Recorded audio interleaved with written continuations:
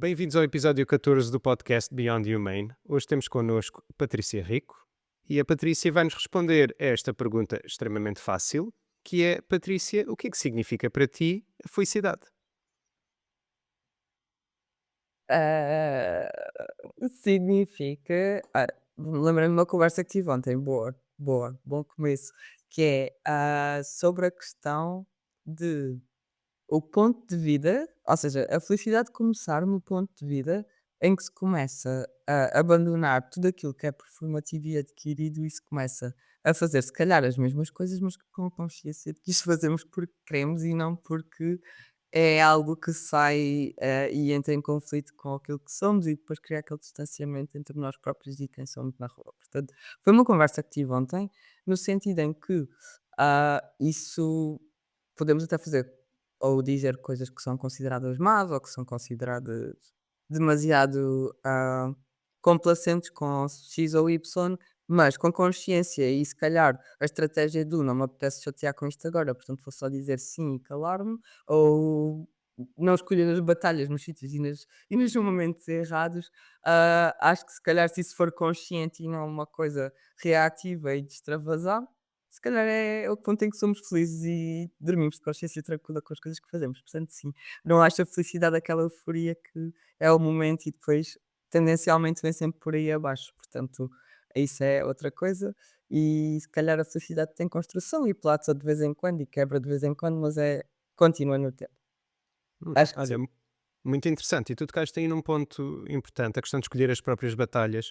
Isso eu acho que é extremamente importante, escolher os momentos, escolher as batalhas, porque por vezes, se não fizermos essa escolha de uma forma ponderada, vamos sofrer mais e vai afetar a nossa felicidade, sem dúvida nenhuma. E também tocaste aí na questão, na forma como a felicidade, pronto, não é uma coisa assim tão eufórica, ou mencionaste um bocadinho algo por aí. E isso é algo que para mim, sem dúvida nenhuma, eu tenho muita dificuldade em sentir euforia, pessoalmente, por exemplo. E a questão da felicidade para mim vem muito separada dessa questão da euforia, porque como não sinto euforia, mas sinto felicidade, para mim não é se calhar a mesma coisa que para outras pessoas, e é interessante ver essas perspectivas. Mas, yeah, é interessante. E é nesse sentido, a felicidade ser mais uma sensação de casa e de familiar e de quentinho, confortável, levado, comida da avó, de lareira no inverno, portanto, um bocado por aí, mais do que propriamente dos fogos de artifício na passagem de ano. Portanto, acho que é a forma mais fácil de ilustrar isso. Parece-me que estamos a falar do mesmo. Acho eu, não sei. Estou de acordo contigo. Olha, eu nem sei como te apresentar aqui, mas isto é uma grande inspiração e uma cena absolutamente extraordinária. Cofundadora do Evra Pride, vice-presidente da Associação Anémona, isto é muita coisa e é muita coisa para os direitos LGBT e muita coisa extremamente útil. E eu queria te perguntar um bocadinho a tua experiência, tanto com a associação como com o Evra Pride, e, e falar um bocadinho dos desafios que tu tens encontrado em defender as pessoas LGBT, as pessoas trans, as pessoas não binárias. Sim. Ahm, Há várias layers de desafio, parece-me. Ah, Primeiro, o óbvio que é sentir a frustração e quase o Sísifo que a pessoa se torna de, ah, em certos contextos, repetir sempre o mesmo a pessoas novas, de maneira diferente, mas sempre a mesma ideia. Portanto, e durante muito tempo isso depois também se torna frustrante, porque requer também virar o chip para o que dá naquele momento para passar a mensagem. Acho que esse é o meu desafio. É o desafio que eu encontro que para mim me causa mais desconforto, honestamente, porque hum, não, mesmo em termos de outras instituições, em que há rotatividade de pessoas com quem temos que ter como interlocutores, o que interessa é que toda a construção que é feita num determinado sentido e no mesmo sítio, depois às tantas, quando muda a pessoa responsável, quando muda um ponto focal, isto falando do lado de quem permite que as coisas aconteçam e não do lado da comunidade, o que acontece é que depois começa tudo do ponto zero e o progresso desaparece com a pessoa que saiu. Claro que para nós é sempre uma construção, mesmo nas técnicas como comunicar as coisas, porque mesmo em termos de outras áreas da vida é sempre não que nós passemos de informação, pode ter toda a qualidade do mundo, mas se nós comunicamos de uma forma que não chega, ou que a pessoa não tem. as ferramentas disponíveis para apreciar dessa forma é inútil, estamos a falar para nós e para quem já sabe, isso às vezes também não é a melhor da estratégia, porque e às vezes noto também que tendencialmente do outro lado, dentro das associações, nós também já estamos obviamente a pensar isto há mais tempo e acabamos por chegar ah, em, em formas de pensamento em relação a uma determinada questão que já vão um pouco mais além do que aquilo a que nos acostumamos cá fora, e é sempre esta andar para trás e para a frente nos diferentes locais em que se pensa de formas diferentes sobre o mesmo tema, ou se tem que passar a informação do mesmo tema de maneira adaptada ao contexto. Não podemos falar com alguém que está a fazer com um decisor ou com um parceiro institucional da mesma maneira, vamos se calhar falar no plano académico ou o que seja. Portanto, há sempre esta adequação necessária e é uma dificuldade também tentar perceber como é que bons dados que tenhamos, boas ideias para medidas a implementar, normas, o que for, vão traduzir-se efetivamente numa resposta positiva ou numa compreensão da outra pessoa, dependente do gráfico ou dos números ou da seleção de informação que nós usamos, portanto, mais do que propriamente do conteúdo em si, porque pode ser brilhante se não se passa de uma maneira que sensibiliza a pessoa, é inútil estar a falar. É quase um pouco meter-me a falar em chinês com uma pessoa que só fala inglês ou que só fala português, a mensagem pode ser brilhante, a pessoa pode dizer que sim, que sim, que sim, mas não vai perceber nada, vai sair dali e diz: "Não percebi nada do que me disseram", portanto vou anular completamente este momento da existência e não vou investir mais.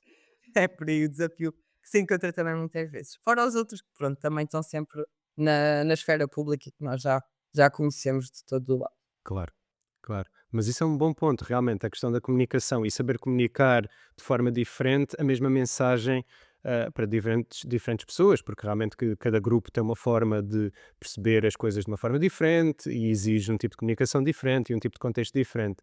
E eu imagino realmente, e tu mencionaste isso, dá imenso trabalho perceber, ok, eu agora tenho que falar desta forma e agora tenho que falar daquela forma sobre o mesmo assunto, extremamente complexo, mas É, é que às vezes nem é tanto, porque a certo ponto a parte do conhecimento em si, porque na Anemone nós fazemos muito trabalho com a comunidade médica e com os profissionais de saúde em termos de tudo o que é a capacitação e o apoio também por outra via. Portanto, fazemos a capacitação dos profissionais e também o apoio à comunidade, ou pelo menos indicar como recorrer aos diferentes serviços e para determinadas questões em específico, seja a hormonoterapia, seja depois apoiar a saúde mental. Portanto, fazemos essencialmente a mediação e a ligação no acesso aos cuidados, mais do que dar os cuidados diretamente, porque o que interessa é fazer esta ponte e não agir como substituto do SNS em termos de tudo o que é cuidados afirmativos. Portanto, nós não temos a pretensão de fazer o trabalho de quem ele supostamente deve vir. No entanto, podemos agir como vá mediação e facilitadores deste trabalho de um lado e do outro, porque acabamos por ter um pé num lado e um pé no outro, e que isso é que permite depois a porta estar aberta de forma consistente ao longo do tempo, com os desafios que tem, não é? Mas acaba por ser essa a missão da Anemone, mas também implica este esforço de adequar a toda a hora, porque quando nós falamos, lá está, com a comunidade falamos de uma maneira, quando falamos com os profissionais de saúde, temos até que ter uma estratégia de comunicação e com os decisores ainda mais, porque se nós vamos entrar em grupos de trabalho ou o que for, em relação a tudo o que é normas que dizem respeito à saúde das pessoas trans, vamos sempre ter que adequar, mostrar os dados certos, convencer, é um bocado a persuasão que vem, não no conteúdo, mas na forma como se apresenta que passa, para pessoas que têm pouco tempo às vezes, que precisam de tudo muito direto e concreto e ao que interessa, então sim. Isso é um desafio maior, isto para dizer que isso é um desafio maior do que a atualização sobre o tema, que isso nós vamos fazer na conversa muitas vezes e em troca de informação. É mais, até o pensar a estratégia da comunicação e estando na direção, estou na vice-presidência de relações externas, portanto é basicamente o meu trabalho é pensar como é que isto passa aqui e como é que eu construo os pontos até conseguir passar a informação, que é todo aquele processo de ganho de confiança e de trabalho de bastidores, não é, que não tem nada a ver com a questão em si, mas com a comunicação. Mas isso é um bom ponto, por vezes a comunicação é a coisa mais importante aqui no meio, porque podes ter um conteúdo excelente, mas se a comunicação não for bem feita, a mensagem não é entregue, as pessoas podem perceber de outra forma, podem não perceber, e depois o centro da questão acaba por ser relevante porque não chega a ninguém. Sim, e eu tenho uma especial obsessão com, significados das palavras. Escolher muito bem, mas estou a perceber que é um pouco, irrelevante, porque há palavras que são muito usadas na esfera pública, mas que depois já perderam completamente o significado original. E às tantas, começa-se a perceber que uma coisa, quando eu leio num livro ou quando vem de trás, tem um significado e de repente está toda a gente a usá-lo de uma maneira que eu não compreendo muito bem e não estamos a falar da mesma coisa. E noutra conversa ontem também falámos sobre isto, que é usar a mesma palavra e criar conflitos, porque estamos a falar de formas diferentes, com o mesmo código, com o mesmo símbolo. Isto às tantas também é um problema e acho que recentemente está a ser um dos maiores problemas que temos presentes em sociedade. Hum, bom ponto, bom ponto. Isso é que podíamos explorar muito mais por aí, mas pronto, Sim. vamos avançar um bocadinho agora. Olha, eu queria partilhar contigo. Eu vi recentemente um documentário que achei bastante interessante.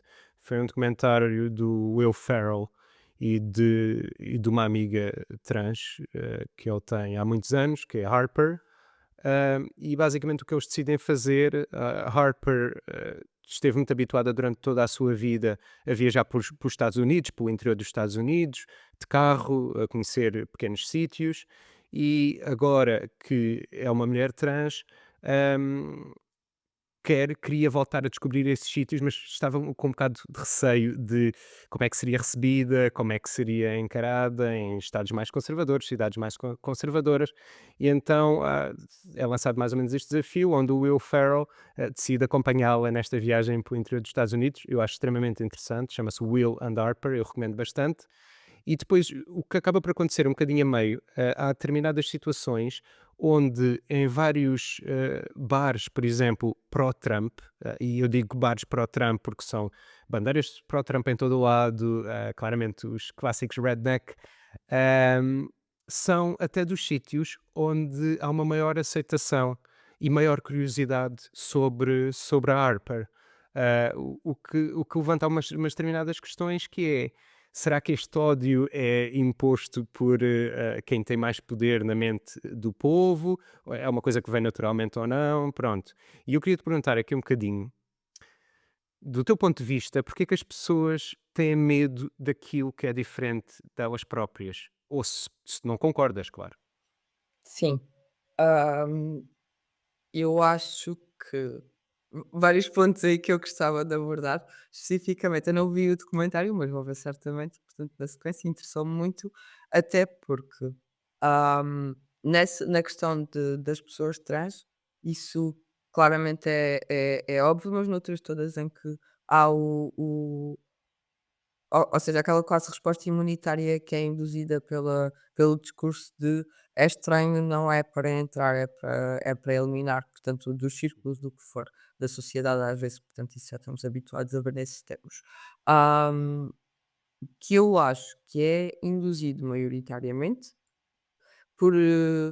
e essencialmente do ponto de vista de tudo o que é meios de comunicação, isso já pode ser uma coisa que é amplificada ao extremo previamente nos mídia clássicos, seja na televisão ou que fosse rádio, já era uma coisa que era bastante visível, todos os meios de comunicação poderiam ter alguma forma de amplificar essa mensagem de ok, aquele grupo de pessoas tem aquelas características que não são compatíveis com os nossos valores da nossa comunidade, da boa comunidade, de criar aqui também esta questão que depois também já vou mencionar posteriormente, que é uma coisa que também me dá muita volta, mas a internet acho que vai mudar muito isso por duas razões, para além da mensagem ser muito amplificada muito rapidamente, também acho que há um fator, mesmo na história da internet, que acaba por criar isso ainda pior, que é a internet começar no pré ou seja, nos primeiros tempos de internet massificada, em que toda a gente,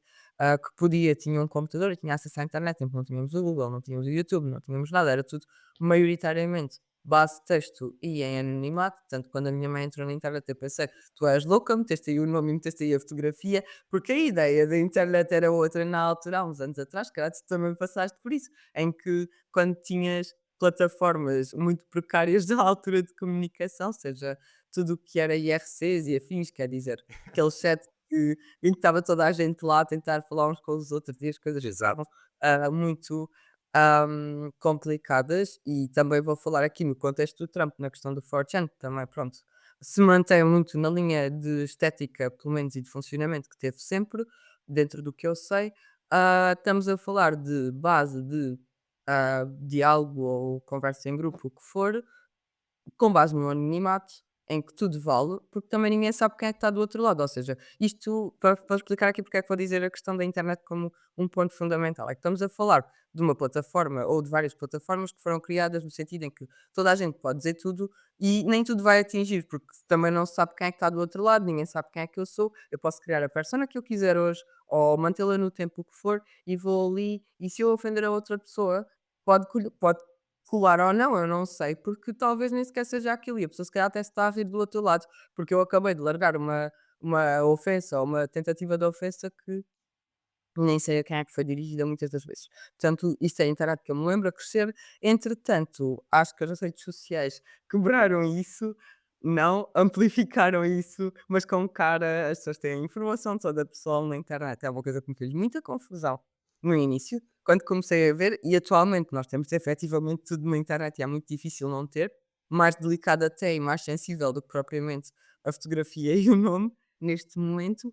E é uma coisa que honestamente ainda me causa muita ansiedade, porque, cresci num sítio, num tempo em que isso era completamente impensável e que apresentava logo um risco possível, e lembro-me de ver toda a gente que era adulta na altura a dizer: "Ai, cuidado com a internet que isso é horrível", e depois fomos os primeiros a ter más práticas de segurança na internet e continuaram a tê-las ao ponto que todos as temos que ter agora. Portanto, acho que há toda uma faixa, geracional de pessoas que estão dentro do que se chama os millennials e alguns da Gen Z que acabaram por perceber muito bem isto e a transição que foi grande da mudança do pré-Facebook, tínhamos o MySpace, mas também isso não era uma questão que fosse um problema tão grande assim no MySpace, mas pré-Facebook e pós-Facebook em que nós continuamos a ofender as pessoas, mas agora ofendemos com uma coisa que vamos lá ver, portanto já toca e mantém-se se calhar esta, a desumanização,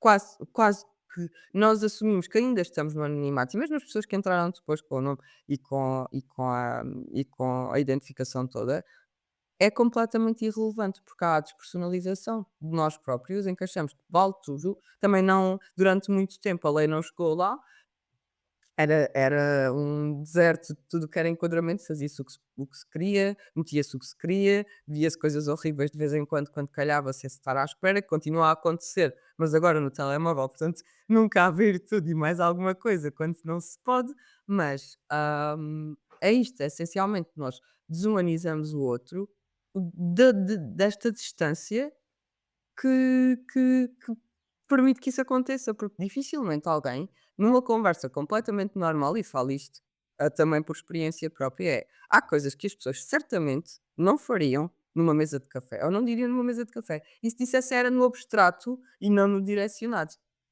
Portanto, se por acaso houver alguém na rua que vai e diz a gritar, ok, está à mesma distância, a pessoa não está na relação, portanto está a depositar alguma coisa no outro. Na internet há a diferença em que a pessoa pode responder, aquilo depois espirala tudo e para além disso é público, portanto há uma série de espectadores um bocado a ver quem é que vence a batalha. E isto é uma coisa que eu acho que é incitada em todos os outros meios de comunicação e depois nos mídias digitais acaba por ser tornada real. Portanto, eu acho que isto é artificial no extremo em que está. Ou pelo menos não que não seja real, mas que foi todo o processo é artificial e na escala que é, e às vezes parece pior do que é. Isto é uma coisa que tenho notado muitas vezes. Ou parece mais, não é pior, é mais difícil de resolver do que é.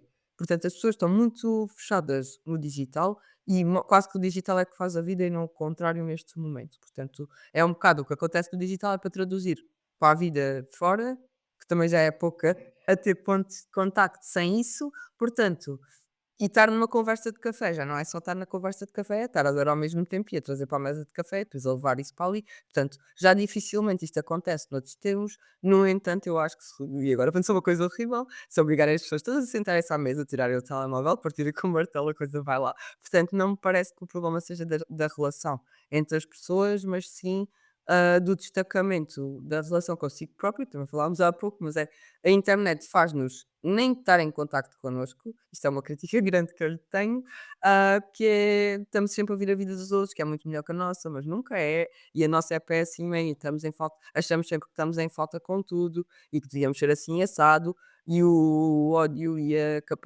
incapacidade de ter tolerância para connosco próprios é o primeiro pressuposto para ter isso em relação aos outros. Portanto, é isto. E há pouco estava a dizer a questão, já nem me lembro o que é que foi que eu disse que ia pegar a seguir, mas que era o ponto final.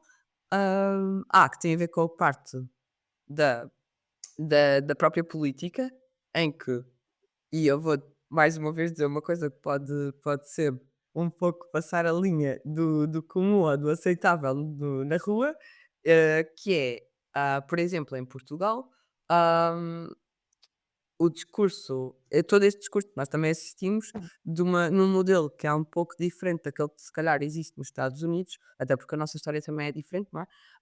Hum, vem, hum, vem num contexto em que a polarização gera também que nós excluamos círculos, dos nossos círculos, pessoas que pensam e criamos as bolhas de eco da internet passam para as bolhas de eco da vida real e há muita dificuldade já, nem é em mediar o conflito com os outros ou o que seja, mas é em aceitar sequer a presença de pessoas que pensam diferente de nós. E eu tenho este ah, bate-boca muitas vezes com muita gente que é não é porque as pessoas têm uma ideologia diferente ou que seja como base para a vida no geral ou para questões em específico, que se deve quebrar a comunicação. Porque aí estamos efetivamente a tornar real esta polarização que tanto se fala, que está a ser induzida, porque quer dizer, se as pessoas acham que são diferentes e não podem sequer falar sobre isso, e não há abertura para sequer se sentarem à mesa, e quando eu digo isto é diálogo, ou seja, não é. Também há pessoas em que chegam lá e não há qualquer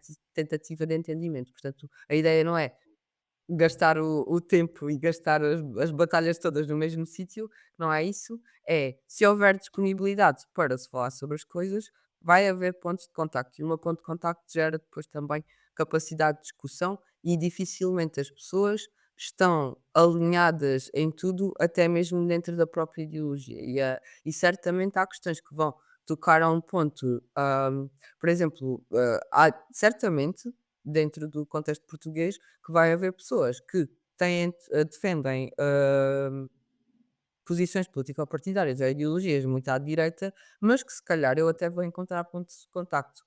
Voltando à questão do diferente, que é isto mesmo aqui que eu cheguei, deu uma volta enorme, é, hum, se calhar, e isto é a minha ah, posição em relação a isto, se calhar é induzido este tipo de polarização e este ódio ao diferente porque não interessa que as pessoas tenham contacto e olhem para cima. Portanto, quem está a mandar isto para baixo, quem está a promover isto, se calhar não lhe interessa que estas pessoas todas pensem de uma forma que seja incompatível com a manutenção, se calhar, da estrutura social que temos e que vá pôr isso em causa. Portanto, e dessa é que as pessoas se desenhem a torta e a direito umas com as outras e se calhar sem razão, em fundamento às vezes, porque as questões de base de dificuldade nisto ou naquilo na vida, maioritariamente do que é dificuldades associadas à pobreza e ao potencial pobreza e potencial risco de vir parar a uma situação muito complicada, até mesmo a questão do RSI, tudo o que é subsídios, é induzida a pessoas que, ao odiarem pessoas que recebem o RSI e a quererem que ele acabe, esquecem-se que se calhar estão mais próximas de ganhar o RSI, só obviamente de lhes sair a Euromilhões e ficarem a viver brilhantemente bem para sempre. Portanto, é um bocado esta ideia de indução de polarização que depois traduzem as pessoas a odiarem-se umas às outras e não olharem para cima. Olha, tantos pontos interessantes que tu referiste aí. Eu queria só, se calhar, pegar aqui em dois. Primeiro, na questão da internet. Parece que a internet é atualmente a nossa vida principal e a nossa vida principal é a coisa secundária nas nossas vidas. Ou seja, o que está fora da internet é tipo uma coisa secundária que nós, de vez em quando, ligamos a esta vida, andar na rua, sem olhar para o telemóvel e tudo mais. Mas a maior parte do tempo nós estamos na principal, que é online, claro. Isso é extremamente interessante. E depois a outra coisa que tu falaste muitas coisas muito interessantes, mas a questão da polarização, eu acho que isso é extremamente importante e é extremamente importante reforçar essa ideia, porque eu acho que isso é um erro que acontece em ambos os lados, esquerda ou direita, não acho que aconteça só num lado. Ahm, e claramente causa muita divisão e causa esta separação, causa tens ali uma pessoa que vai ficar presa na sua bolha porque não vai conseguir contactar com uma outra ideologia ou com uma outra ideia, porque não há ninguém para contactar com essa pessoa ou essa própria pessoa não contacta com ninguém. Ou seja, o que é que estamos a fazer? Estamos a negar conhecimento que a outra pessoa pode aceitar ou pode não aceitar, pode ser conhecimento correto ou conhecimento incorreto, para possível mudança dessa pessoa. Portanto, sem dúvida, eu acho extremamente importante. E eu acho que a mensagem que eu quero partilhar aqui é: todos os vossos amigos homofóbicos e racistas, não nos fechem a porta imediatamente, tentem, inicialmente, pelo menos, construir um diálogo e explicar. Pronto, que as coisas não devem ser assim, e depois, obviamente, têm que pensar na vossa própria felicidade e não podem estar ali até ao infinito. Exato. É. Sim, e por acaso as pessoas com quem eu contacto na esquerda ficam sempre um bocado chocadas quando eu digo que adoro ler autores ou fascistas ou que deram apoio a regimes fascistas. Um dos meus livros favoritos, por acaso acho que ele não está aqui nesta estante, é a Psicologia das Massas do Gustavo Le Bon, que por acaso foi dele, é do fim do século XIX. Só que quando abrimos, ele era profundamente antidemocrática. Dizer que era anticomunista já é uma coisa, e é mesmo ao antidemocrático, e ele foi muito, acho que ele foi até citado pelo Hitler no Mein Kampf. Portanto, aquilo já foi a extremos, mas também foi usado por Freud, portanto, porque ele fez, ah, e a edição que eu tenho do livro até é em português e é muito boa, mas já é muito antiga, nem sei se está em circulação ainda, sei que há umas novas entretanto. Mas é assustador, às vezes tenho uma grande náusea a ler aquilo. De qualquer forma, acho que é importante, porque o que ele está a dizer vai de acordo àquilo que falámos na questão de manipular as massas. É vários focos, se calhar, que permitem que as massas sejam postas em classe umas com as outras. Portanto, e é a forma que mais facilmente evita exatamente esta fúria das multidões, que pode ser direcionada para o sítio a que ele chama o destruidor dos impérios. Portanto, ou seja, foi um bocado em linha. Mas aprende-se muito com isto, portanto, e mesmo em termos de, mesmo na política partidária que estavas a falar, e bem, há o sobrinho do Freud que, pronto, ele é muito Freud, como já tinha dito previamente, mas o Freud teve um sobrinho, que era sobrinho da mulher dele, que provavelmente foi das pessoas que mais moldou o nosso mundo, só que teve sempre na sua bolha e a fazer as suas coisas no, no, nos bastidores. Um homem que não falava muito bem ao público, que escrevia de uma forma muito simples, mas com uma complexidade e nuance de pensamento muito grande, que era o Edward Bernays, que foi o pai das relações públicas, que ele próprio manipulou a ter esse nome porque era propaganda. Não podia Era sempre propaganda, mas foi ele que criou o rebrand dele próprio, portanto ficou por causa do regime nazi, em que ele pensou: "Bem, propaganda parece mal, portanto vamos lhe chamar relações públicas", e eu li muitos livros dele também, em que não sinto sequer que ele tenha, a intenção maléfica e péssima e terrível de mudar o mundo no mau sentido, era só um homem profundamente oportunista, do que eu vi, mas também vai beber muito a esse livro de Le Bon, que influenciou muito o Freud em tudo o que diz respeito a grupos. Portanto, como é que nós, e ele aí fez muito trabalho em publicidade, criou coisas como o Flor na Água, como o pequeno almoço americano, que não existia até ao início do século passado, e nós achamos que aquilo foi naturalmente construído. E uma coisa que é engraçada, que é as mulheres a fumarem. Portanto, ele fez um, e isto é uma coisa que eu queria trazer em particular, que é um bom exemplo disto, em que ele usou uma manifestação de mulheres a pedirem algum tipo de horizontalidade no que diz respeito ao género, e chama-se Torches of Freedom, também é fácil de consultar a informação, mas o que ele fez foi uma parceria com uma tabaqueira em que elas levavam um cigarro e na altura elas não podiam fumar. Então, numa manifestação pública de afirmação, acendem todas o cigarro e numa altura em que as mulheres não fumavam e até há pouco tempo essas gerações de mulheres tinham uma incidência de câncer do pulmão muito mais baixa, torna-se então massificada a ideia de que, ok, uma mulher que é muito progressista, que é muito. E era uma forma só de vender cigarros a mais gente, portanto, isto foi uma coisa extremamente. Ou seja, nós podemos pensar nisto como uma coisa boa e má ao mesmo tempo, portanto, é que eu digo que ele é extremamente oportunista, porque efetivamente as mulheres conseguiram alguma coisa dali, pelo menos em termos de afirmação pública, e ao mesmo tempo não foi por um bom motivo. Portanto, o que se traduziu, se calhar teve ganhos, mas também a motivação não foi a melhor e também não teve as melhores consequências em todos os níveis, portanto, isto às tantas é das coisas mais engraçadas. E ele também trabalhou em golpes de Estado, portanto, da América Latina, às tantas isto, ele fez muita coisa e acho que é um ótimo ponto para se pesquisar se foram coisas mesmo terríveis, muitas delas, tudo o que foi a propaganda americana para outros países, ele teve muita influência nisso, mas também é uma pessoa que ficou na sombra e que provavelmente há muita gente que nem sequer conhece e tem um livrinho chamado Propaganda, que é das coisas mais interessantes que eu já li, portanto, e que efetivamente é uma ferramenta que pode ser aplicada noutros termos que não são propriamente pouco éticos, portanto, ou até mesmo no caráter informativo para a nossa prática ser um pouco melhor, portanto. Exato. Acho que é extremamente importante aquilo que tu disseste até agora, porque eu conheço muita gente que, não interessa esquerda ou direita, que se fecha um bocadinho na sua própria ideologia e, não, obviamente não vou ler nada de esquerda, nem vou ler nada de direita, porque eu estou contra isso. Mas como é que nós podemos perceber como é que é o outro lado se nós não consumimos as coisas desse lado também? Nós precisamos de espreitar e ver e ler e ouvir para conseguirmos realmente formular uma ideia e conseguirmos batalhar contra essas ideias que nós achamos corretas ou incorretas. Portanto, essa atitude acho que é extremamente louvável e extremamente importante e infelizmente nem toda a gente a tem. É, e criar o início, ou seja, desencalhar a conversa e criar as primeiras pontes, é impossível fazê-lo se à partida, ah, nem estamos dispostos, porque isto, como disse há pouco, não podemos estar a batalhar sempre com pessoas que não querem ouvir.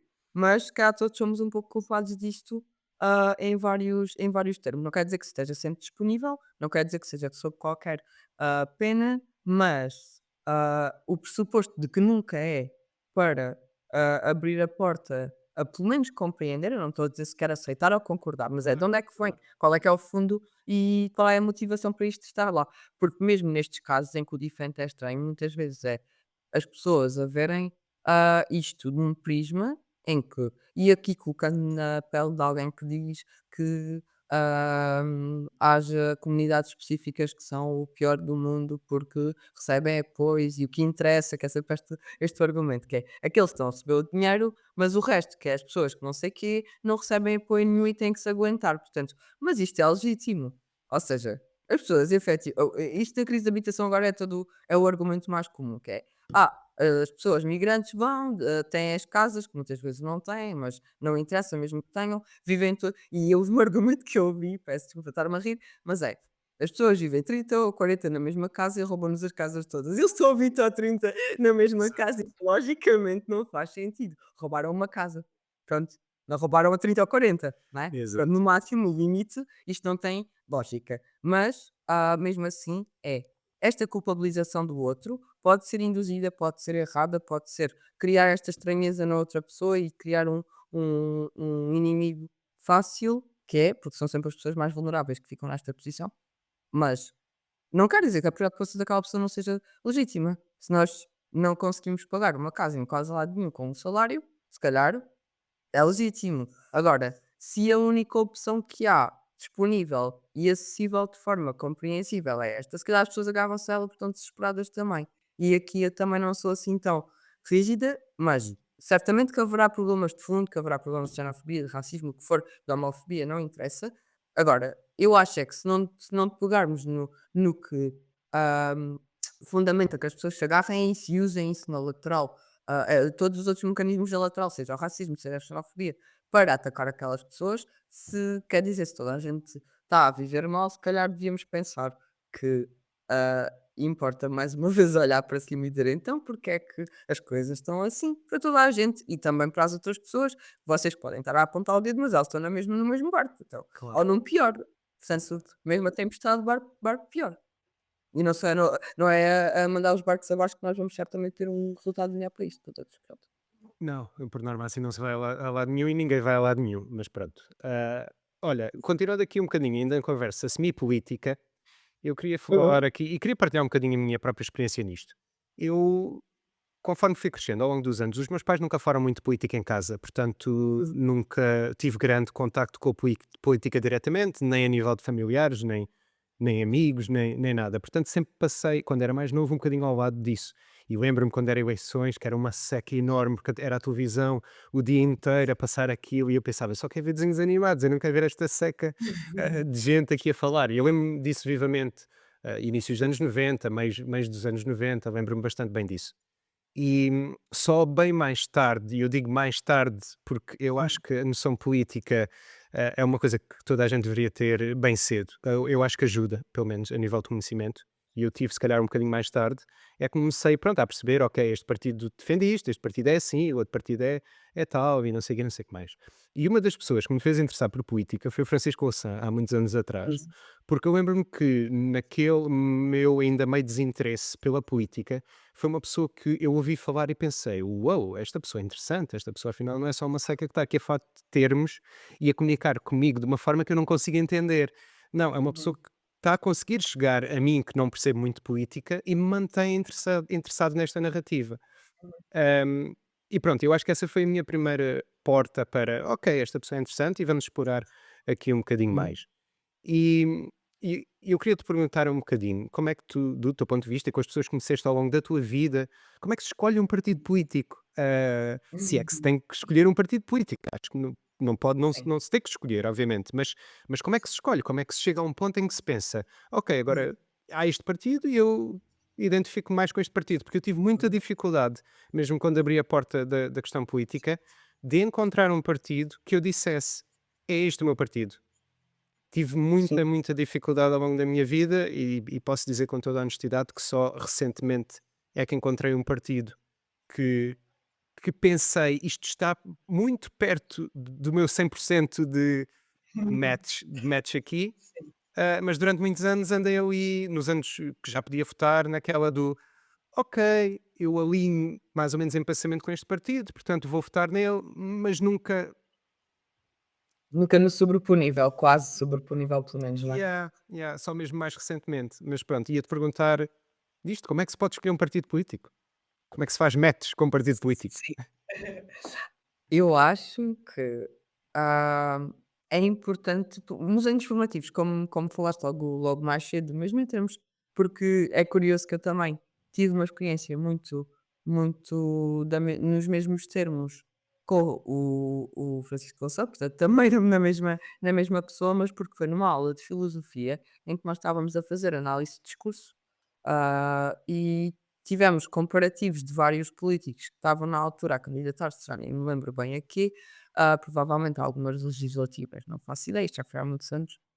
E a minha professora de filosofia meteu-nos vários textos à frente sem sabermos de quem era. Portanto, só para fazer a análise do que era usado de logs, de debates, enfim, portanto, aquilo criar ali uma noção até de argumentação e afins, que tipo de argumentação é que se usava no discurso político partidário, portanto, e às tantas, eu lembro-me que gostei muito daquele e depois era efetivamente louça e fiquei também mais desperta, apesar de já ter, ah, nessa altura, uma fixação com as eleições americanas, que pronto, todos os as eleições são, uma coisa muito importante para o mundo inteiro, por um motivo ou por outro, mas nem que seja porque nos influenciam a nós também.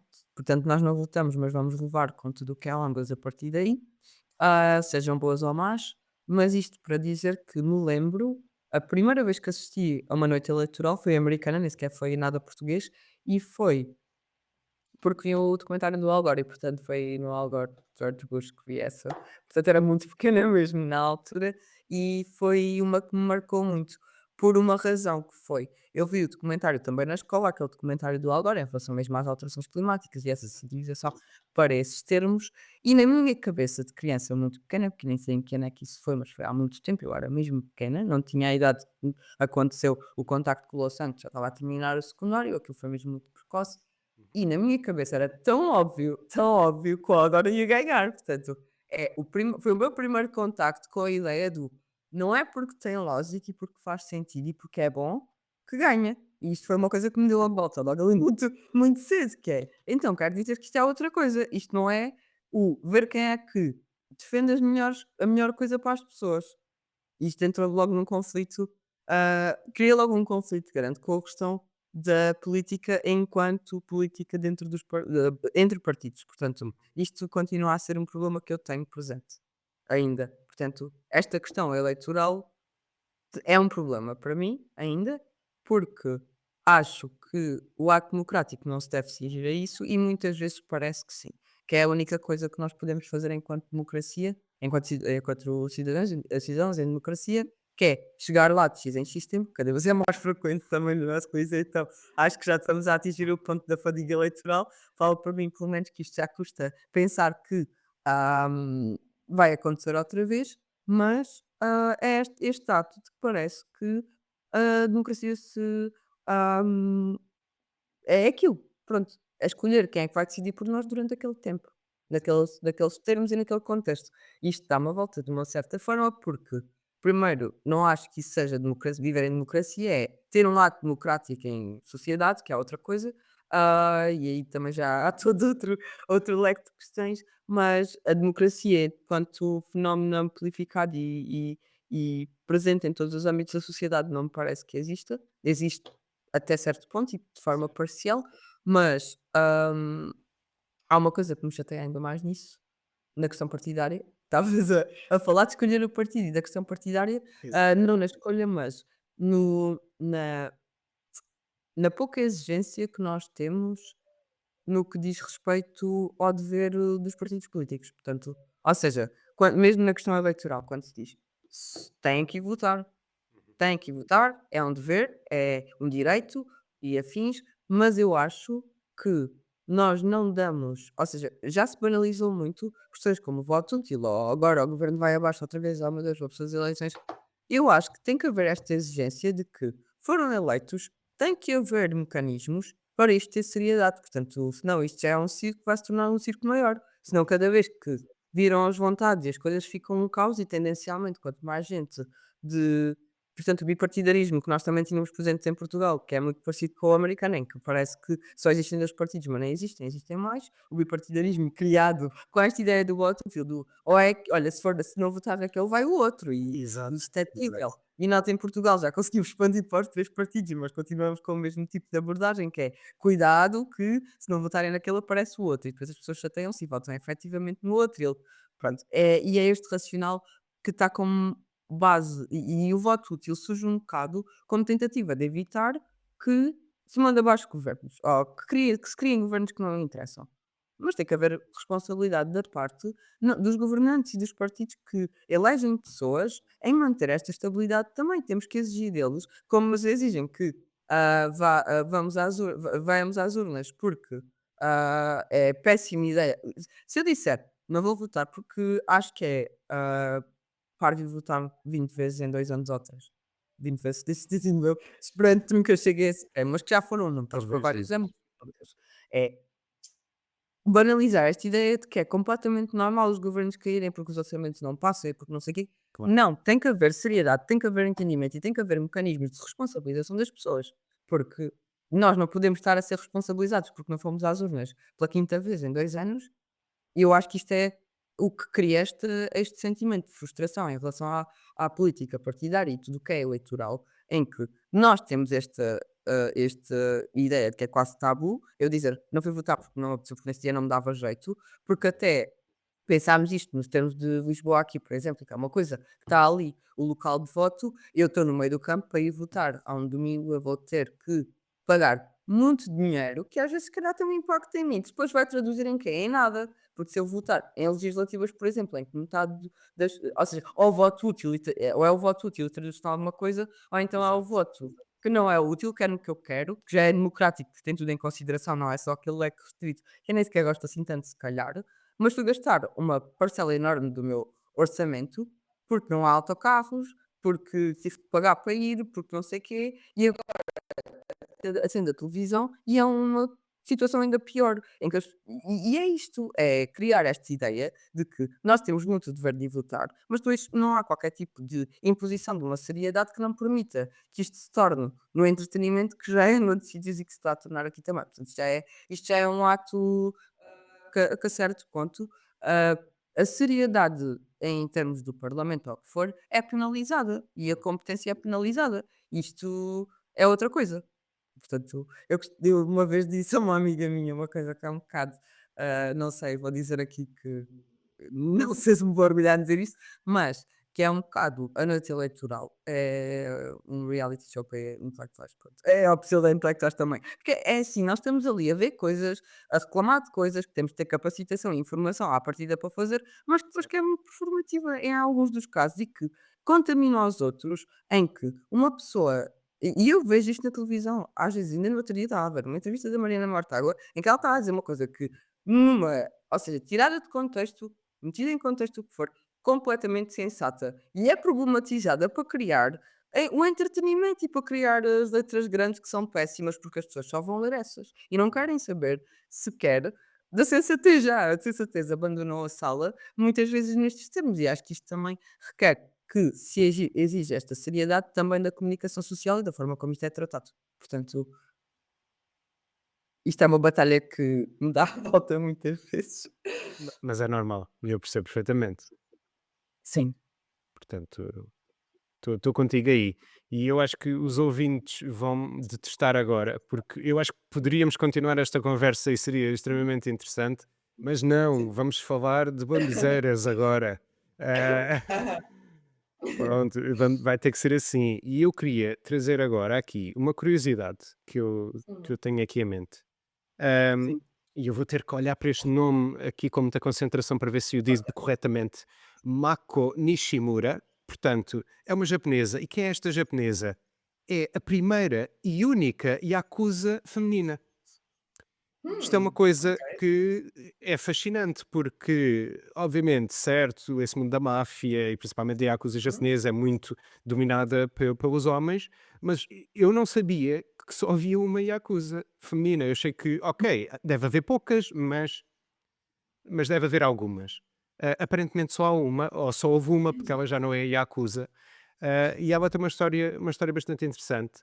Portanto, ela lutava contra homens, era uma das coisas que ela fazia. Ela impunha-se muito contra os homens, lutava fisicamente contra os homens, portanto, logo aí já é fantástica. E tinha a Sim. alcunha de a filha do diabo, que é uma alcunha bastante interessante. E ela casou com um outro Yakuza de uma família rival, portanto, isto tem aqui uma história de quase Romeu e Julieta, aqui por um bem. Extremamente interessante. E Yakuzas rivais são vida-morte, portanto, Sei. é lutas entre um e outros. Portanto, muito interessante. Ela teve vários problemas de adição com drogas e álcool ao longo dos anos, porque ser Yakuza envolve a consumir muita droga e álcool, como é óbvio. E isso causou-lhe muitos problemas na vida pessoal, até um determinado ponto em que ela pensou sair da Yakuza, que é outro passo absolutamente extraordinário, sair de uma associação criminosa tão complexa. Ah, e ela conseguiu sair da Yakuza e a partir daí, portanto, foi para uma clínica de reabilitação, reabilitou-se e criou uma associação onde ajuda ex-criminosos e ex-Yakuza a voltar a reintegrarem-se na sociedade. Portanto, uma viagem absolutamente alucinante de uma pessoa que tem aqui uma história de vida bastante interessante. Isto é a curiosidade que eu trago esta semana, tudo a ver com o que nós estamos aqui a falar, no fundo. Por acaso tenho. Eu acho que tenho. Mas eu não queria entrar por aí, fica só assim por aí, das semelhanças desse tópico. Tu já Sim. partilhaste várias curiosidades, não sei se tens alguma muito específica para partilhar agora, mas tu já falaste de várias curiosidades, mas se houver algo que te venha à cabeça, força, se não, prosseguimos. Sim. Eu acho que essa é ótima e não consegui encontrar nada melhor, portanto vou passar. Peço desculpa, mas não consigo. Essa é demasiado boa para eu conseguir competir nesta e vou retirar-me da competição e aceitar a minha derrota. Pronto, é assim, acontece, lá está. Mas eu acho que já partilhaste algumas bastante interessantes antes da minha, portanto acho que estamos empatados, claramente. Olha, vamos passar aqui para um tema um bocadinho mais diversificado. Ah, eu nem sei como começar este tema, porque é um tema tão pessoal para mim e tão importante que pronto, que eu tenho sempre dificuldades. Tarkovsky, eu sei que tu és grande fã de Tarkovsky. E eu sou grande fã de Tarkovsky também. Cinema soviético é extraordinário em muita coisa, apesar de a Rússia nos ter trazido muitas coisas más também, principalmente pronto, relacionadas com guerra, mas há tantos países em guerra, infelizmente. Ahm, mas do ponto de vista do cinema, sempre fui muito fascinado. E pronto, o Tarkovsky fala muito desta questão da condição humana, muitas questões espirituais, muitas questões de vida, morte, o que é que está a meio e o que é correto e o que é que não é correto e pronto, tudo mais. Eu queria te perguntar o que é que isto significa para ti, de um ponto de vista pessoal, o que é que estes filmes te dizem pessoalmente, o que é que significam de importância na tua vida? Sim. Hum, Acho que o que eu mais gosto em Tarkovsky é a capacidade para apreciar cada momento e com a lentidão necessária à compreensão. Isto nós também nos habituámos tanto a coisas tudo rápido, tudo muito fácil de digerir, tudo muito em modo hambúrguer. Portanto, eu estava-me a lembrar do que o Fischer dizia dos estudantes que criou o Nietzsche em formato hambúrguer. Portanto, uma coisa assim, nessa linha, gostavam muito se fosse digerível. Portanto, e eu gosto desta linha de produção artística em que temos lá o um bocado falam sempre na questão do cinema enquanto poesia no Tarkovsky, portanto, e é isso, está lá, está o lento para, assimilar e ir digerindo em processo, de lá do fundo do cérebro que não está ativamente, ali presente a toda a hora. E então, porque está ou seja, não podemos fazer um cinema que é poesia sem ser um cinema que também doa muito pelo caminho, mas que tem a beleza lá no meio, portanto e é isso que eu gosto muito em Tarkovsky, é mesmo um bocado pensar a poesia e a meditação, mas na ideia em que, o muito bom é indestacável do muito mau e vice-versa. Portanto, estava-me a lembrar do sacrifício do último filme que ele fez e que provavelmente achou que nunca ia terminar com o que houve ali todo pelo caminho, mas, deste e acho que é um filme que foi muito, pouco aceito durante muito tempo do que eu li, entretanto, mas que para mim é dos mais bonitos dele, que se calhar algum já provavelmente algum conhecimento do Tarkovsky, porque ver aquilo logo à cabeça certamente seria muito complicado, digo eu. Não foi o meu caso, eu comecei pelo Stalker, Solaris, por aí. De qualquer forma, também é um leque muito restrito e que acho que faz todo o sentido do encadeamento que está, até mesmo pelo cunho pessoal que ele acabava por colocar na maior parte dos filmes. Mas esta ideia do sofrimento enquanto indestacável daquilo que há de belo é uma coisa que acho que é boa de apreender, porque é muito difícil falar sobre o sofrimento no dia a dia, sei lá, em todo lado, e cada vez mais estamos inundados por esta coisa de temos de ser todos muito produtivos, muito bonitos, muito impecáveis, muito perfeitos, e acho que a beleza se perde no caminho, porque a imperfeição é que destaca o resto e a dor é que destaca o resto. Às vezes não precisa de ser também isso que esmaga tudo e que nem sequer dá para Claro. ver a beleza, mas ali consegue-se o equilíbrio certo entre ah, esta ou seja, nada é um mar de rosas e se achamos isso estamos delirantes, portanto, acho que é mesmo aquela dor que passa e aquele sofrimento, mas também que não tem que ser, uma coisa que é vista como, o fim de si enquanto pessoa consegue ver o bom e consegue ver a esperança ali no meio, porque acho que a esperança é provavelmente das coisas que mais pega, em Tarkovsky. Acho que é a melhor coisa e quando quero passar um bocadinho de tempo, eu revejo muitas vezes aqueles que que gosto mais. É por aí, é quando preciso de parar e aproveitar só um bocadinho que vou levar comigo para outras coisas. Hum. Eu acho que a comunicação do Tarkovsky é extremamente interessante. É poesia visual, sem dúvida nenhuma, e eu acho que aquela característica e qualidade que ele tem fascinante de conseguir demonstrar um momento extremamente triste ou melancólico, mas sem que seja necessariamente em ecrã um momento triste e melancólico, aquilo é um bocado estranho às vezes, que é um bocado aquela imagem que demora o tempo que demorar e não é propriamente acompanhada daquela música muito dramática, nem daquele momento extremamente dramático que outros filmes mais dramáticos fazem, mais outros realizadores fazem mais dessa forma, nem com uma montagem muito frenética, mas é mais um período de reflexão sobre aquele sentimento e sobre aquele momento que está a acontecer ali. E isso também foi uma das coisas que me fascinou e que me disse em qualquer momento, uau, isto é diferente do resto que eu estou a ver, esta pessoa faz isto de uma forma um bocadinho diferente. Sim, e não sei se sentes isso, mas às vezes parece-me que ele te dá tempo para tu sentires as coisas e dá-te um bocadinho mais para te obrigares a ficar a sentir as coisas mais também, que é o que eu acho que nos outros sítios não se encontra. E às vezes, em Bergman também às vezes fui encontrando isso, não em todos, mas que é dar-te o tempo, não aquele que é para tu sentires e fugires, mas aquele que é para sentires e mandares para algum lado que está no palco de ti. Portanto, é uma coisa que é assustador e certamente e toda a gente vai gostar muito, mas que permite-te ter esse espaço e quase que te obriga. Exato, é quase um período de reflexão, é quase como te obrigasse ali, ok, vais ter que estar a olhar aqui neste momento e vais ter que refletir sobre o que se está aqui a passar, não vais conseguir fugir daqui. E eu acho que esse exercício que ele nos obriga é extremamente fascinante, porque é como tu disseste, a maior parte, ou grandes realizadores, pronto, apresentam o momento segue, tu sentes aquilo, absorves e andas para a frente com aquele sentimento. Tu ali tens tempo a perguntar o que é que este sentimento ou esta cena em si significa para mim, neste momento e tens aquele tempo para fazeres a reflexão e depois passares para o momento seguinte. Ou seja, é uma viagem espiritual em certa medida. E ver até onde é que o desconforto te leva, ou seja, quando fica desconfortável, a única fuga que aliás que é mesmo isso, se não estiveres no cinema, desligar e pronto, e aí já tens que assumir que foste tu que decidiste, desligar do sofrimento ou do desconforto ou o que for, mas é essa exposição ao desconforto que nós às vezes estamos sempre a tentar tapar e estamos sempre a tentar evitar, mas ali temos esse espaço. Se calhar às vezes eu não gosto muito de ver shows do Tarkovsky acompanhada, por exemplo, é uma questão que eu não gosto de todo.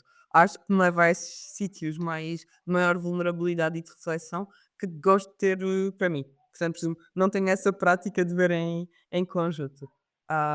Mas também deve ser uma prática interessante com alguns grupos, portanto. Sim, e discutir o filme, possivelmente, possivelmente. Olha, continuando aqui um bocadinho na melancolia e saltando aqui para um artista extremamente melancólico, eu fui um idiota na minha vida. Isto aconteceu várias vezes, mas eu acho que aconteceu neste caso, porque eu nunca decidi expor a Nick Cave até muito recentemente, e eu acho que fui um idiota porque estou a perder Nick Cave nos meus 30 e tal anos de vida.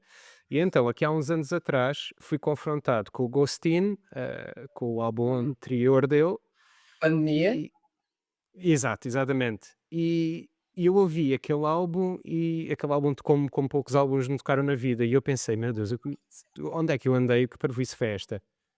Eu atribuo, se calhar às vezes preguiça, se calhar às vezes andar nos mesmos circuitos musicais e não sair fora, não sei o que é que atribuo, porque era um nome obviamente forte e eu conhecia algumas músicas dele dos anos 80 que são mais rock e eu acho interessantes, mas pronto, espiritualmente nunca me ligaram imenso. E depois ouvi aquele álbum e pensei, isto sou eu, isto é niilismo, isto é melancolia, isto é as coisas que eu sinto, é isto que eu procuro. E tive a sorte, pronto, de vê-lo, nós falámos sobre isto, de vê-lo recentemente ao vivo, e aquilo foi uma viagem de emoções absolutamente extraordinária, porque pronto, está tudo ali, está tudo, é como se ele tocasse com o coração nas mãos. Eu acho que é exatamente igual a isso.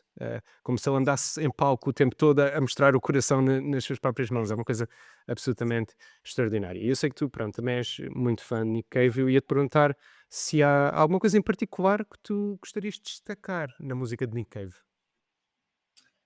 Provavelmente a mesma coisa que no Tarkovsky, que é esta capacidade de juntar o sofrimento e a beleza E às vezes há um álbum, não me lembro do nome. O Boatman's Call. Portanto, esse álbum junta o profano e o sagrado, junta a beleza e o sofrimento em conjunto. E não é em conjunto, é em sinergia. Isto é muito difícil conseguir isso, e acho que ele acaba por ter esse mesmo fenómeno que o Tarkovsky conseguiu. ah, o bichinho de há pouco estava ali a tapar a câmara, peço desculpa. Ele tem essa mesma capacidade em que nada do nosso espectro de experiência e de emoções enquanto humanos é para evitar ou para tapar ou para cortar e cisar da nossa experiência, se pudermos artificialmente fazê-lo. Portanto, e é exatamente o mesmo, que é esta capacidade de meditar sobre nós das várias formas. E eu lembro-me perfeitamente que Ahm, quando eu fui ver o Nick Cave a Brighton há uns anos atrás, há aquelas questões de conversa, só tudo sentado, ele e o piano, íamos falando, e foi uma coisa muito difícil de arranjar. Na altura tive que fazer um, uma manhã em frente ao computador para ver como é que conseguia os bilhetes, e consegui. E quando fui, também tive a oportunidade de ter o microfone na mão. E foi exatamente nesta questão que peguei, e tenho uma gravação que alguém fez de forma que não existiu e eu não tenho, portanto vamos só ficar por aqui, mas gostei de manter essa recordação comigo em formato físico. Mas em relação à música dele, desse álbum em específico, desta capacidade de não cisar as coisas, não fazer esta clivagem do o bom é bom, o mau é mau, e é sempre o bom totalmente bom e o mau totalmente mau, e de ver, hum, porque, acho que é na Brompton Oratory que ele faz aquela questão dos santos que estão a olhar para ele, e ele vai à missa e pega no copo lá do Santo Cristo, e quando chega com ele à boca tem o cheiro da mulher para quem ele está a falar sobre isso, que naquela altura era a PG Harvey, por acaso, a sentir o cheiro dela enquanto está, ou seja, está ali o profano do cheiro das coisas que eles tiveram num momento muito sagrado e de pureza. E é essa colisão, que não é de incompatibilidade, que me interessa, e ele também consegue fazer isso muito bem, e faz muito beber. Um dos meus artistas favoritos, que eu não tive a oportunidade de ver ao vivo, foi o Leonard Cohen. Portanto, eu sempre tive este este esta dupla de referência, porque não é muito a mesma abordagem, nesta linha também. Portanto, o Leonard Cohen também tem umas músicas um bocado mais animadas, que não são assim tão animadas, às vezes, como as pessoas pensam antes de irem pegar nelas a sério, mas que eu também gosto muito. E há uma autora portuguesa, que é a Maria Filomena Mónica, que eu por acaso tenho, essa por acaso tenho aqui atrás, e acessível parece-me, agora não tenho em conta, mas que tem o livro do Os Ricos, os Pobres. Ela trabalha em Sociologia, e fez aquela questão de estar no meio das classes muito altas e em contacto com outras, e trazer isso tudo para a esfera pública, e teve as suas represálias. E eu tinha aqui, estava a ler no outro dia, por acaso, Os Ricos, que eu agora não consigo encontrar efetivamente, está aqui, portanto, afinal consegui. Vou trazê-lo só aqui para a mesa, porque é um livro muito interessante, e eu comprei-o porque na altura andava com a Intensity, é uma autora portuguesa, a falar isto nos termos portugueses, e que às vezes não é muito comum encontrar, e entretanto tinha lido uma coisa que ela disse, que é a falar exatamente do Leonard Cohen como aquele que tem, que é da música popular, que é do povo, mas ao mesmo tempo tem o requinte e a complexidade e a nuance dos grandes nomes da arte tida como superior. Portanto, Certo. tudo o que é a música clássica, porque tem esta sensibilidade que às vezes também é difícil de encontrar, mas ao mesmo tempo não nos afasta, porque não porque achamos que é para outro tipo de pessoa. Portanto, e isto foi uma descrição que ela fez na altura numa entrevista, já nem sei onde, que li, e que achei que era mesmo interessante, e que acaba por ser um bocado um mediador de 2 espaços, diferentes, em que as pessoas, têm esta autorização para gostar das coisas sem acharem tão fora do seu meio. Então, acho que o Nick Cave acaba por ter isso também. Portanto, tem aquele requinte e aquela nuance e aquela capacidade de poesia só na letra. Nós conseguimos tirar da letra da música e fazer um livro de poesia, Certo. e ao mesmo tempo toca às pessoas na mesma. Portanto, e não perde esse toque que veio dos anos 80 que é efetivamente de outra coisa, portanto, de rua e de sujidade quase. Portanto, tudo o que lá está é muito do profano só, portanto, sim. Sem dúvida. E olha, o meu comentário em relação ao que tu disseste é um comentário extremamente pertinente, que é a minha mãe é grande fã desse livro. Pronto, queria só dizer isto aqui, é muito importante. Ah, Uhum. porque sei que já o leu várias vezes e eu ainda não o fiz, portanto estou a ser um péssimo filho e deveria mudar os meus hábitos, mas já estou a ser convencido aqui por outra pessoa também, portanto, sem dúvida. Porque é sempre mais fácil quando vem alguém de fora dizer o que a mãe diz. Muito mais fácil, já todos, todos sabemos disso.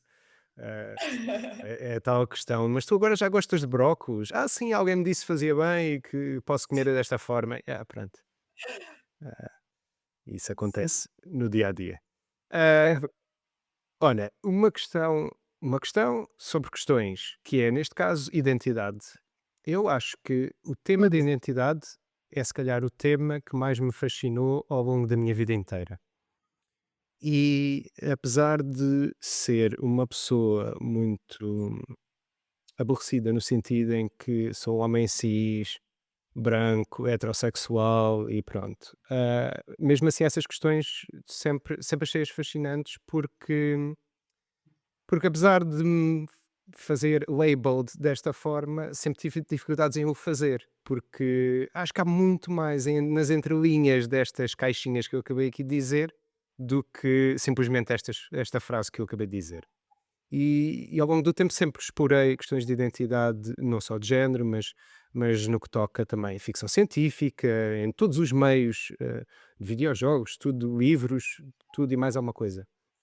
Ahm, e, e pronto, isto para chegar onde? Para chegar a uma questão que tem a ver com a artificialidade, neste caso de seres que são androides, em que isto é um tema muito debatido na ficção científica, mas é agora debatido também com as questões de inteligência artificial no nosso cotidiano mais real, que é a questão de consciência e a questão do que é que significa uma pessoa ser desta forma e o que é que e se a pessoa tem direito, se aquilo que a pessoa sente é aquilo que a pessoa Uhum. é, ou se a pessoa tem que ser labeled por outra pessoa, outro grupo de pessoas, para ser realmente aquela coisa. Pronto.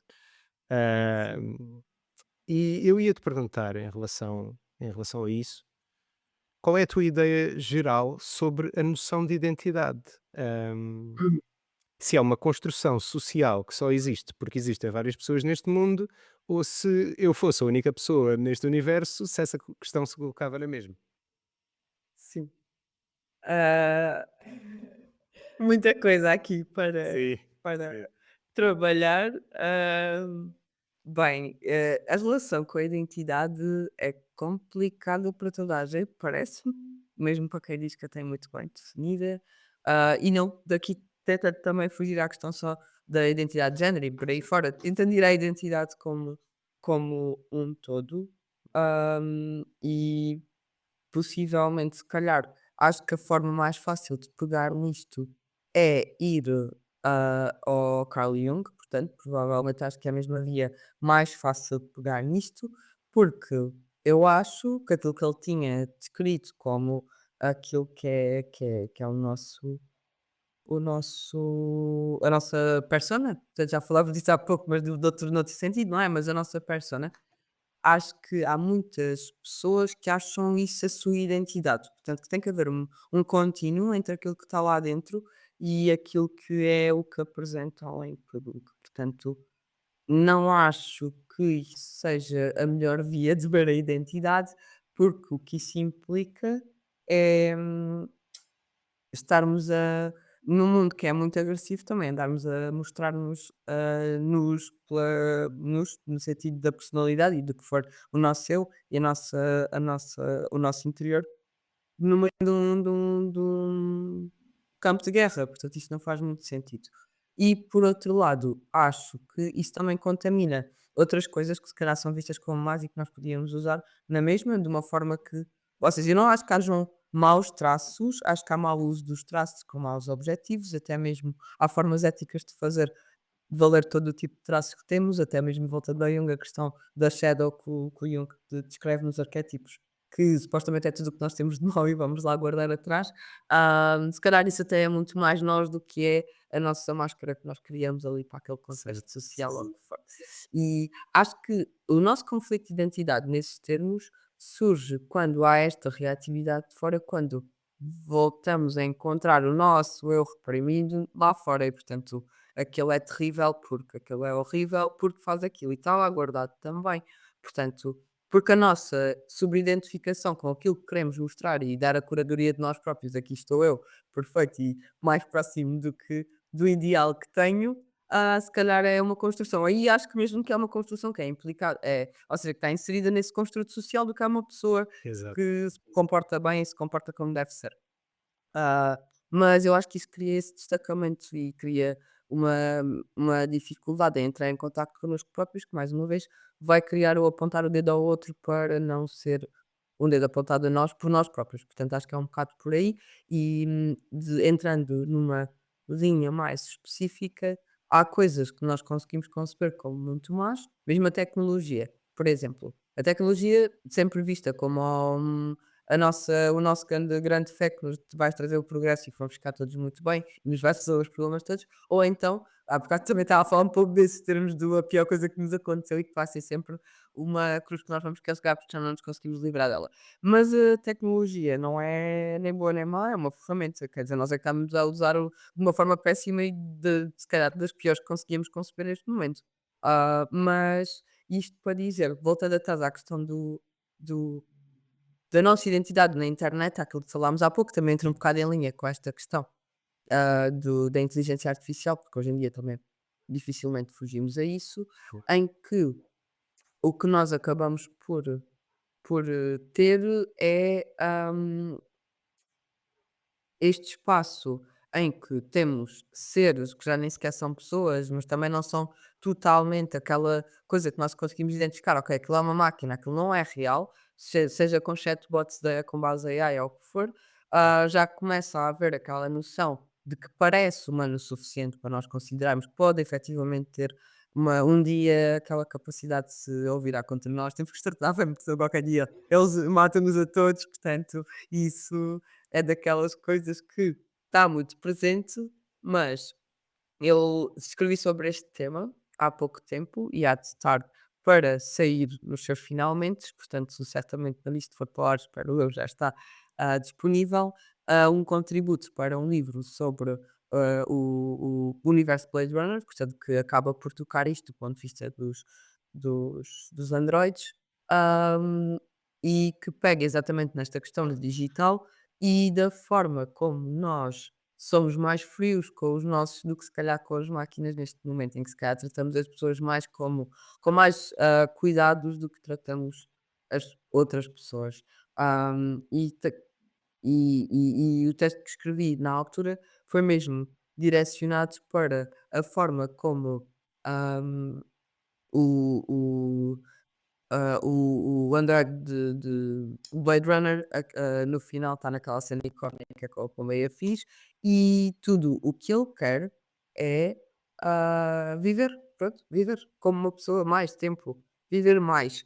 E isto deixa-me, desconfortável em que nós estamos, ou seja, isso trazendo para o nosso mundo real, em que nós estamos a comer vida e a gastar vida, às vezes com nada, enquanto que está ali uma máquina que dava tudo por ter o campo lá fora para se calhar correr um bocadinho. Portanto, é esta coisa. E nós idealizamos isso, ou seja, que ninguém vai ver o Blade Runner e achar que isso é mau. Ou achar que é uma má ideia. Achamos é que é alguma coisa que nos escapa, mas não, está tudo disponível na mesma. É essa vontade de viver e essa não anulação do nosso potencial humano e de humanidade também está disponível, mas parece a este ponto que as máquinas são mais vivas do que nós, pelo menos no nosso imaginário.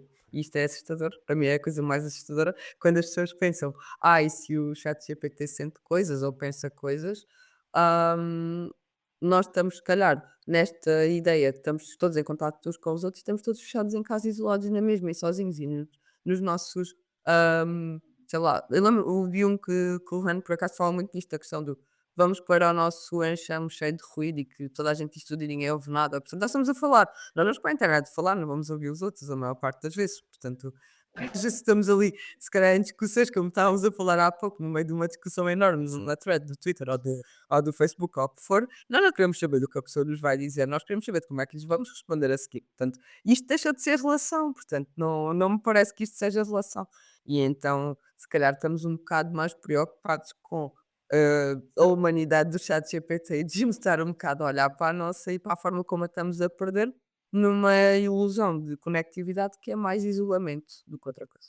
Exatamente, e tu és a segunda pessoa esta semana que me fala desse tópico, na questão de a internet isolar mais os seres humanos e não aproximá-los. É claro que é uma ferramenta que serve para nos aproximar, e é o que nós estamos a fazer neste exato momento, mas não é o que a maior parte das pessoas fazem no decorrer geral, ou na maior parte do tempo, que estão na internet. Portanto, sem dúvida é interessante. E depois tu tocaste aí no Blade Runner, que é realmente a origem da minha questão e a origem do meu pensamento, porque eu sempre olhei muito para o Blade Runner e para o livro do Philip Dick, obviamente como uma grande metáfora para todos aqueles segmentos que têm sido marginalizados ao longo da vida, grupos LGBT, questões de etnia também, e que são claramente, pronto, postos de parte por um segmento da sociedade, infelizmente.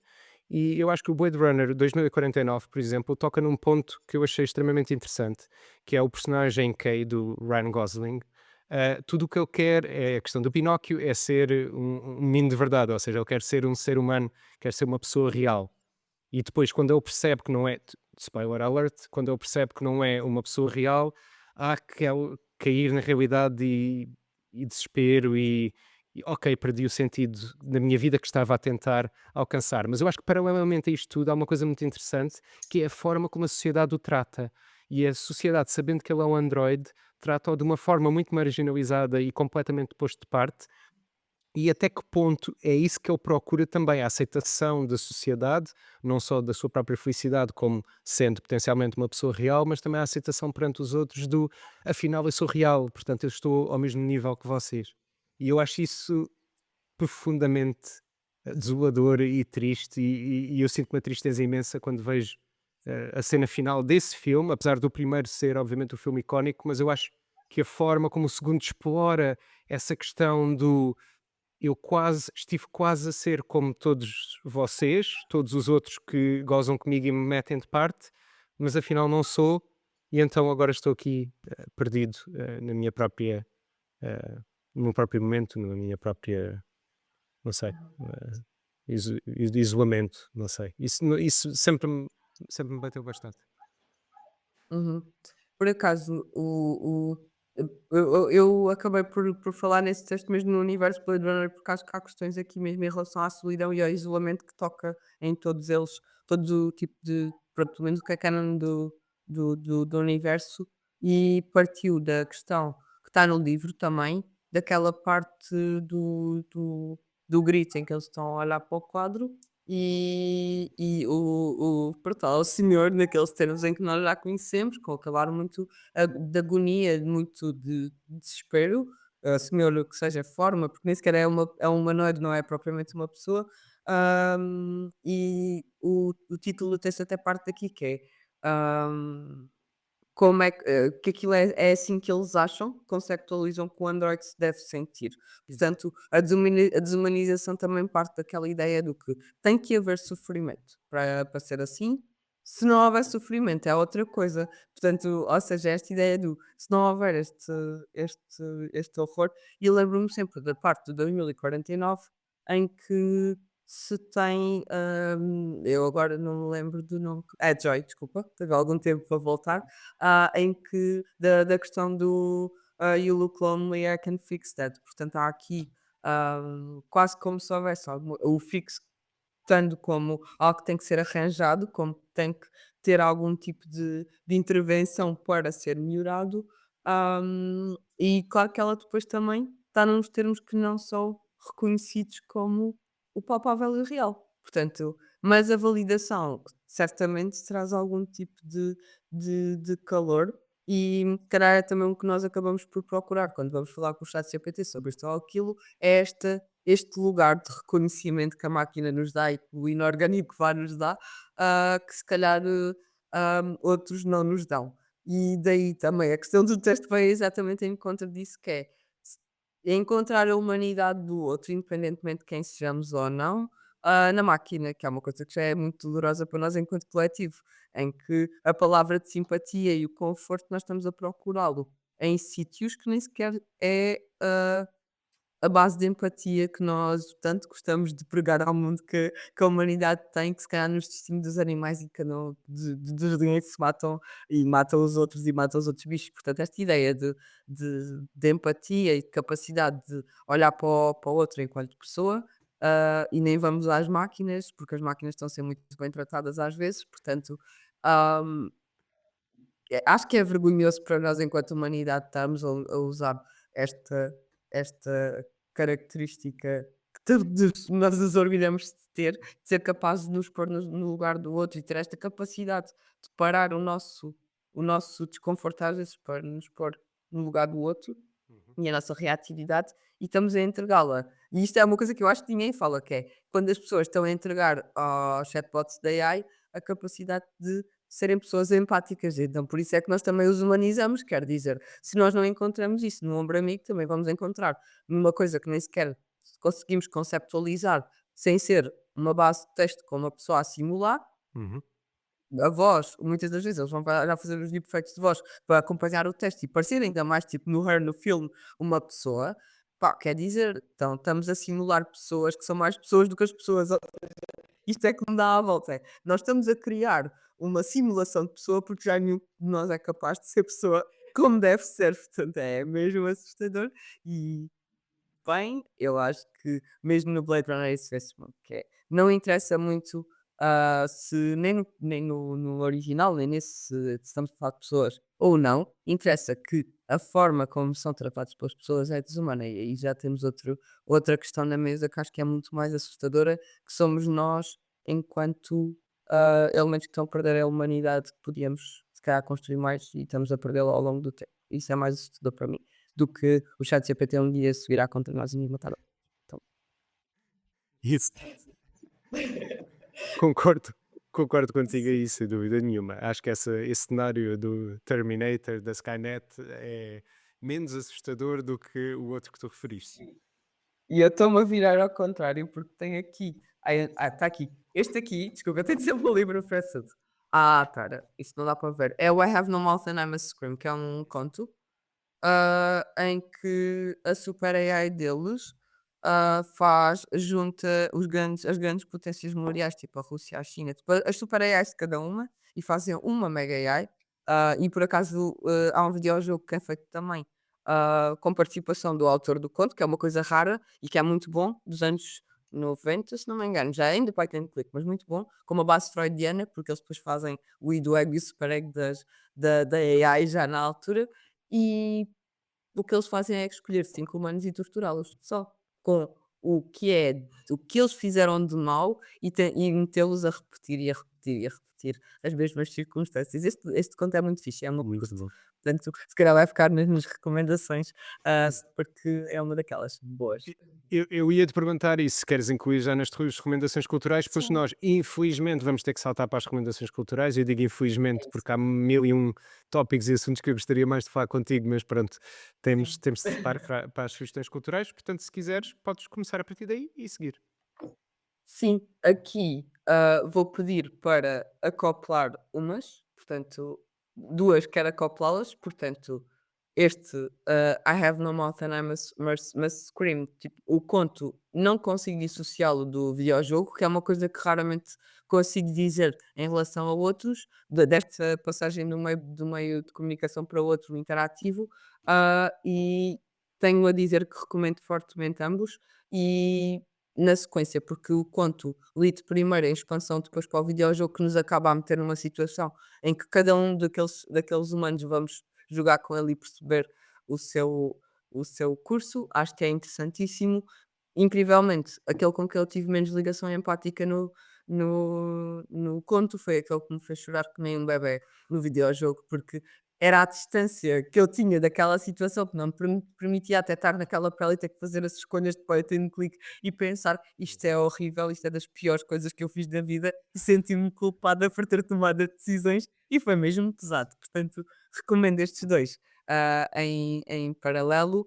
E voltando ao Tarkovsky, acho que também é interessante pegar no Solaris em recomendação, em conjunto com o livro que também, ou seja, o livro também é muito bom, mas é uma reflexão muito filosófica daquilo que é a própria ciência e dentro da ficção científica. Temos aqui já a filosofia a entrar, como muito presente. Então, filme e o livro Solaris, portanto, seria a outra recomendação.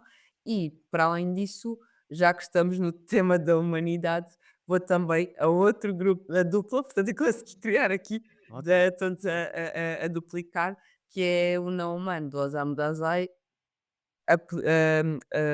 abordado na sua extensão também, digo eu, porque é uma expansão, pelo Junji Ito, portanto, que é uma das minhas obras favoritas do Junji Ito, que não é dele e que tem a estrutura do Osamu Dazai. Eu tenho ali também alguns a edição do Osamu Dazai da Cavalo de Ferro, que é incrível, que já não existe e que vou guardar num cofre para não me roubarem, mas que li numa altura muito importante em que sentia um bocado a falta de rumo e fechei aquele livro e consegui entrar num contacto com a minha dor que me fez certamente mudar a vida de uma maneira que ninguém me podia dizer que devia fazer. Portanto, também é uma recomendação. No livro do Junji Ito, que não sei se já leste ou não, algum deles, ou os dois, mas no livro do Junji Ito nós temos aquilo com os demónios todos do Junji Ito a simbolizar o que se passa lá, e isto é importante porque nós no Não Humano estamos a ler o testamento prévio ao suicídio do Osamu Dazai. Pronto, em termos de pseudónimo ele usava esse pseudónimo, mas criar aqui a ideia do que é que uma pessoa, nos últimos momentos, escreve para nos deixar sobre si enquanto não humano. Eu chamo-lhe não humano porque é, o título da Cavalo de Ferro, porque agora eu acho que ele está com uma nova edição em que se chama, outra coisa, mas isto para dizer que a nova eu gosto da Cavalo de Ferro. Eu, epá, não lembro, agora não estou a lembrar-me exatamente do novo título, mas há um título diferente, ou seja, eles têm esta ideia, hum, Um Homem em Declínio, que é uma coisa que eu não gostei, porque tenho muito amor a este livro há muitos anos, portanto eu já o li pela primeira vez há muitos anos e estou sempre a voltar a ele.